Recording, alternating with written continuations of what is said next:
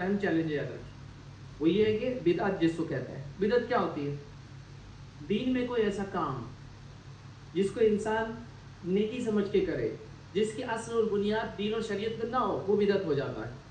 دین میں کوئی ایسا کام جس کو انسان نیکی سمجھ کے کرے کہ بھائی میں فلاں کام کرتا ہوں اور یہ نیکی، فلاں ذکر، فلاں اذکار، فلاں تسبیح، فلاں نماز، لیکن اسی کوئی دلیل ثابت نہیں یاد رکھی، شریعت میں نہیں یاد رکھی۔ نماز ثابت ہے لیکن یہ قسم کی نماز، اس وقت نماز، اس طریقے سے نماز ثابت نہیں ہے، تو پھر یہ ہو جاتا ہے بدعت۔ ٹھیک، تو دین میں ایسا کوئی کام جس کو انسان ثواب کی نیت سے کرے اور اس کی اصل و بنیاد شریعت میں موجود نہ ہو۔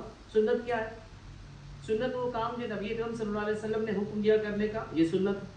نبی اکرم صلی اللہ علیہ وسلم کو جو چیز کرتے ہوئے دیکھا گیا، یہ سنت ہے۔ اور نبی اکرم صلی اللہ علیہ وسلم کے سامنے کوئی چیز کرتے ہوئے پائی گئی اور آپ نے خاموشی اختیار کی، یہ بھی سنت ہے۔ تو سنت کی تین قسمیں ہوتی ہیں، یاد رکھیں۔ اولی سنت جس میں آپ حکم دیتے ہیں ایسا کرو، جیسا مثال صلو کما رأیتمونی اصلی، نماز ویسی پڑھو جیسے مجھے پڑھتا ہوا دیکھتے ہو، حکم۔ تو یہ حکم آ گیا، یہاں قول ہے، اس کو حکم بولتے ہو، مطلب آپ نے کہا ایسا کرو جیسا مجھے کرتے ہو۔ حج ویسے کرو جیسا مجھے کرتے ہوئے دیکھتے ہو، حج کے مناسک مجھ سے سیکھ لو، ہے نا؟ تو یہاں پہ میرے جیسا کرو کہا، تو یہ حکم آ گیا، تو یہ ہو گیا حکم۔